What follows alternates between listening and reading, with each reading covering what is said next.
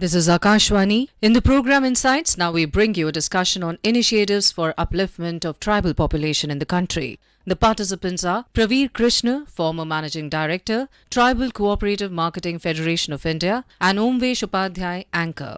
Several provisions have been incorporated in the Constitution for safeguarding and promoting the interests and rights of the scheduled tribes in various spheres so as to enable them to join the national mainstream. There is a stepped-up focus on tribal welfare and implementation of constitutional provisions for tribal people as the country enters Amrit Kal. And today, to discuss the government's initiative for upliftment of tribal population in India, we are joined by Pravir Krishn. Welcome to the program, sir. Thank you very much. So, sir, to begin the discussion, I would like to start it from Prime Minister laying the foundation stone for various development projects worth over 5,200 crores in Gujarat. Pravir ji, could you please provide an overview of Prime Minister Modi's recent visit to Gujarat and including all the purpose and key highlights of the trip?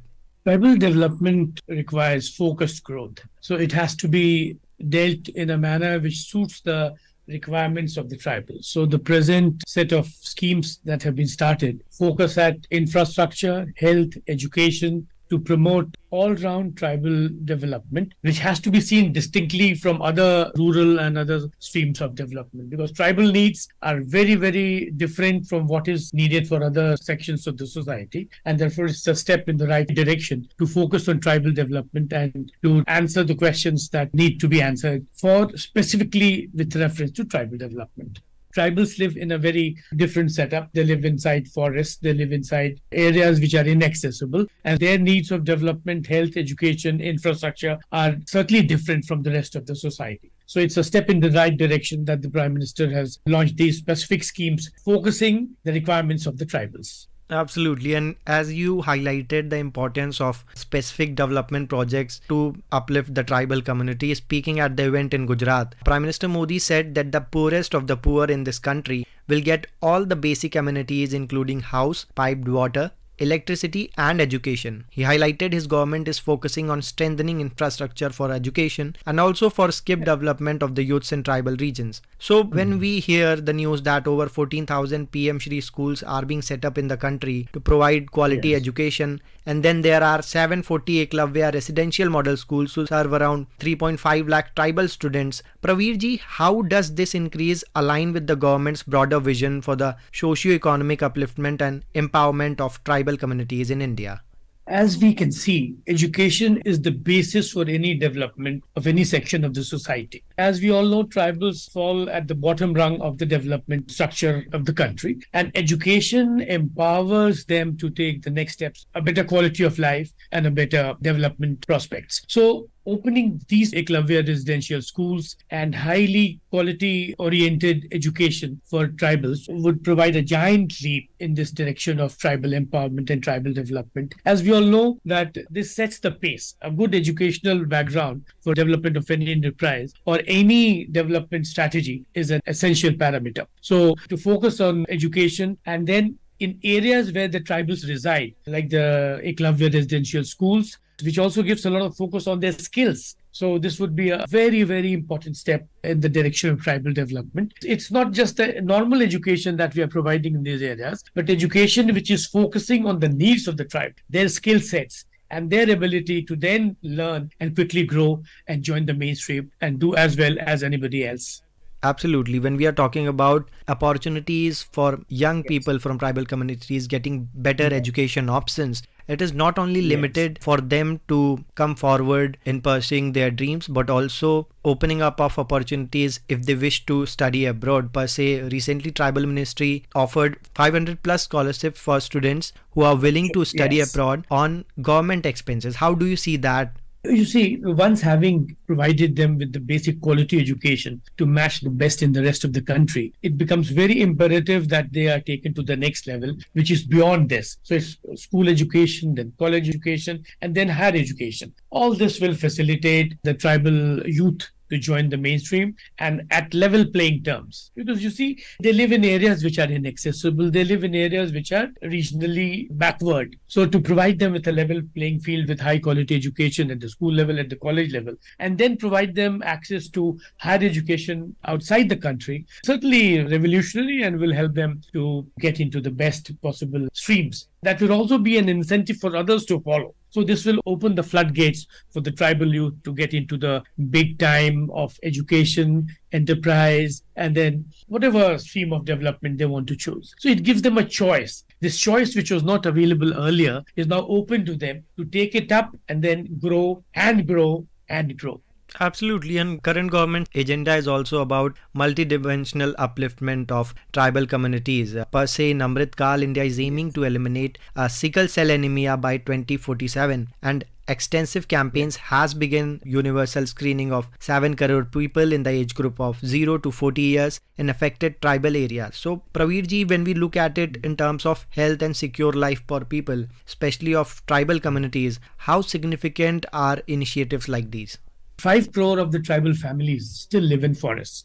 They live there very well. Not that it's something which is alien to us, but not alien to them, because they have been living in forests for hundreds and thousands of years. But the fact that health facilities are not very accessible there. And sickle cell is a very, very major problem which affects these societies. And this initiative to get to every household, do a survey, and then get them into the treatment module would certainly help in eliminating this disease. And well-organized, methodical approach to tackling this very severe problem. And a good, healthy tribal youth makes a good tribal citizen, and he can then look at other aspects of developing his all-round development. So this focus on sickle cell, which is unique to tribal areas, and especially to tribals residing in forest areas, would be an initiative which is very welcome and would help the tribal to get into the sort of creates a level playing field again through accessing health facilities which otherwise was not available. So this again is a very focused activity targeting the tribal health issues and should be a big initiative getting to a better and healthier tribal communities. And Pravir ji, now in order to provide basic amenities to tribal villages under various ministries are now required to focus implementation of their schemes in identified villages. So we are talking about creating and developing model villages. In total, that will be 36,000 villages with at least 50% tribal population. So now when the government is not only focusing on urban development, but also prioritizing villages and developing them as model grams, how do you see that? Tribals have very, very specific skill sets. Tribals live in minor forest producers, which come from the jungle. The Forest Rights Act give them complete ownership of these forest producers. And then they have very specific skills of weaving in metal, wood, iron, almost 30,000 types of products.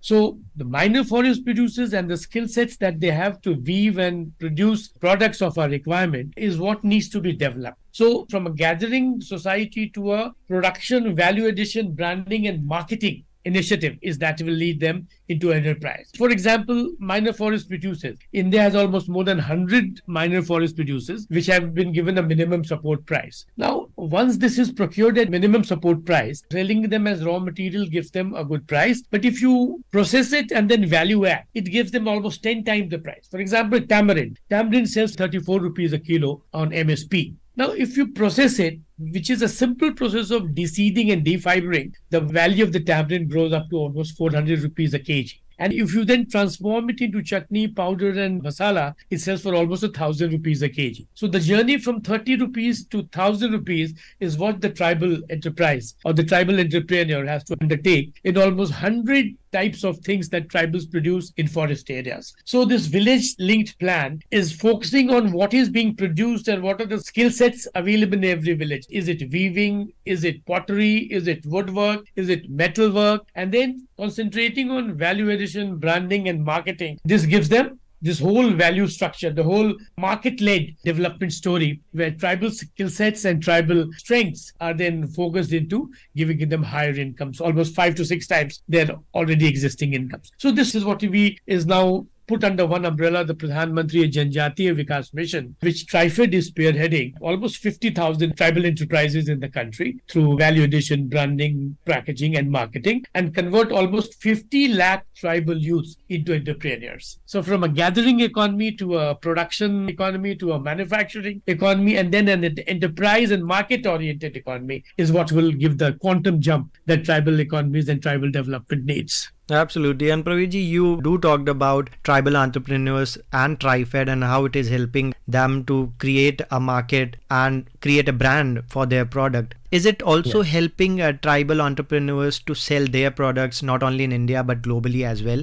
Absolutely. Tribals are very good producers, let me tell you. Contrary to the normal belief that tribal lives in forest, tribals are wonderful manufacturers of their textile and woolens and woodwork and metal. And you think of 26,000, TriFed has catalogued a variety of 26,000 products, jewelry that tribals produce. The skill sets of production alone will not help in marketing. So this is a skill that tribals lack. They live in forests and they're not used to these marketing strategies and getting access to large markets within the country and outside the country. So TriFed is sort of the catalyst which is helping them through organizing workshops, through organizing melas, through organizing festivals within the country and outside, and promoting these wonderful products. For example, we set up a tribal market in New York during one of those festivals that India held, and we sold almost a crore of products in a week's time. So there is the demand for these wonderful handcrafted ethnic products, but it has to be branded, packaged, and then given access to large markets. So tribal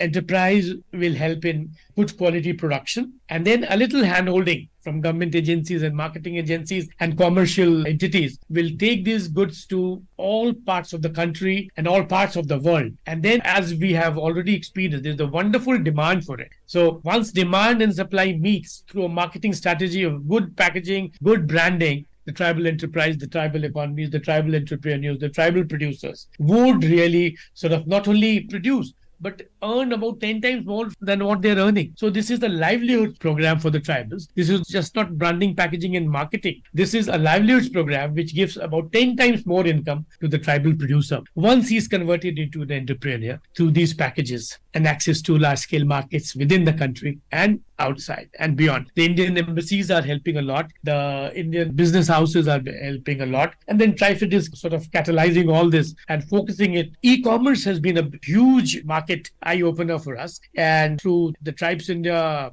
portal that we sell tribal products, we have also access to Amazon and all the commercial. So all the tribal products are not only being sold all over the world through a tribes portal, but taken to the other parts of the world also through these commercial portals. This is how business has to be transacted, and this is how tribal commerce has to be enhanced. And I'm very happy that this is being done. And as popularly said, that the modern India is not only leading the world, but also creating for the world. So amid various initiatives of Indian government in uplifting tribal communities, there is this historic occasion for the tribal people when we announced that on 15th of November, we will celebrate Janjatiya Gaurav Divas on the birth anniversary of Bhagwan Birsa Munda. So, Pravirji, how significant a move it proved when we look at it in terms of paying tribute to tribal freedom fighters and also celebrating tribal pride. You feel proud about the heritage, the tribal heritage, such a rich tribal heritage, and then part of the freedom movement. So it catalyzes the growth initiatives.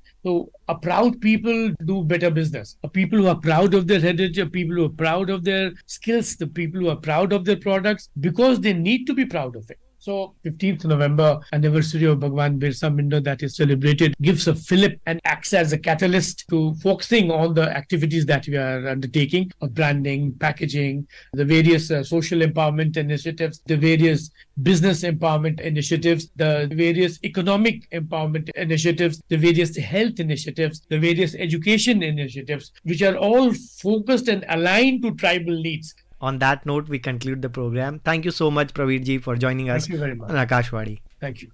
You were listening to a discussion on initiatives for upliftment of tribal population in the country. The participants were Pravir Krishn, former Managing Director, Tribal Co-Operative Marketing Federation of India, and Omvesh Upadhyay, anchor. This program was produced and presented by the News Services Division of Akashvani. You can listen to it on our mobile app, News on AIR. This program is also available on our YouTube channel, News on AIR Official. You may share your feedback about the program through email at airnsdtalks@gmail.com or WhatsApp on 9289094044.